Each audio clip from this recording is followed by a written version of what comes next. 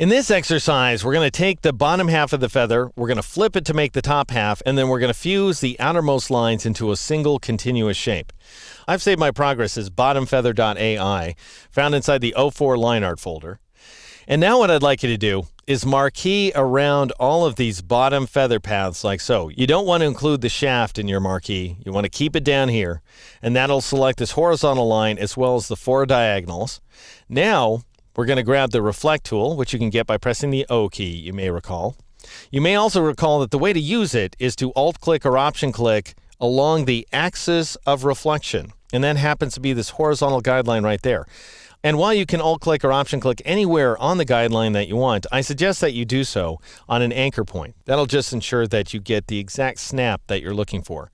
So I'm going to alt-click or option-click here, and lo and behold, because the last reflection that we applied was across a vertical axis, we're getting a horizontal reflection, which is not what we want at all.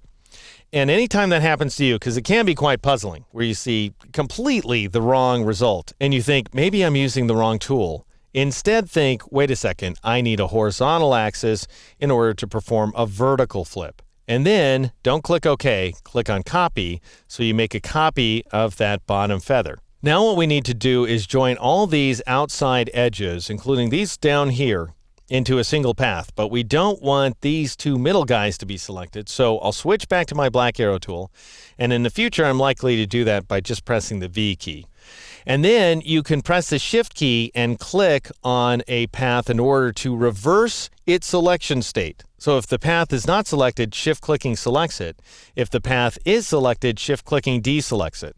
So you just need to shift-click on the path outline that you see. This time you're not going to see a little square next to your cursor, but you are going to see that you're clicking on the outline. So shift-click here and shift-click there.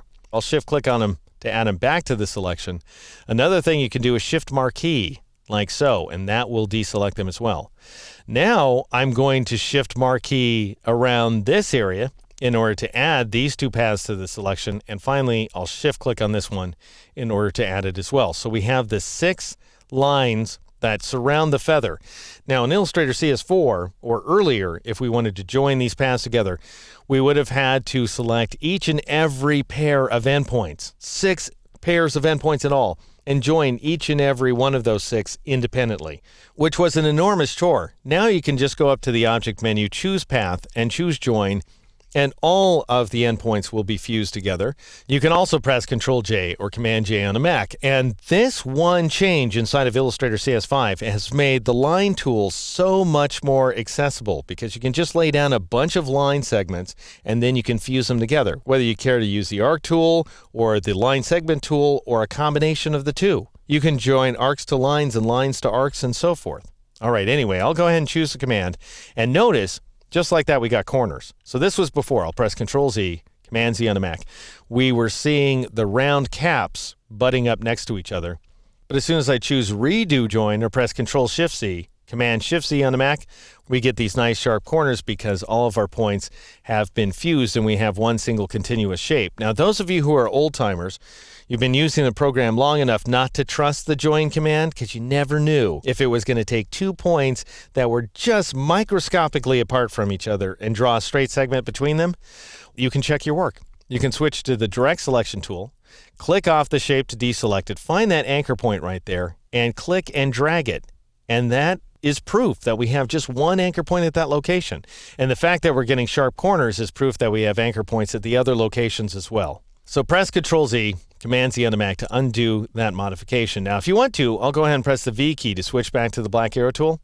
You could click on these guys, click on one, shift-click on the other, and join them together as well. And if you do that, I'll press Ctrl-J or Command-J on the Mac in order to join those points. We'll see what happens. Notice that I get a straight segment drawn at this location here, but I don't get one down at the bottom, and I'm not sure why that is. And now I want to check to see if I've joined these paths accurately.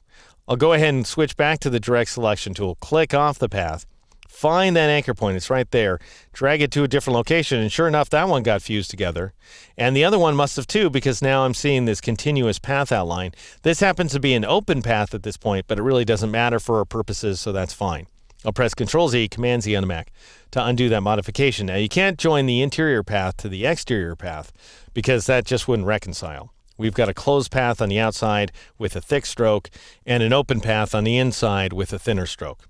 And that is how you go about completing these feather paths here inside Illustrator CS5.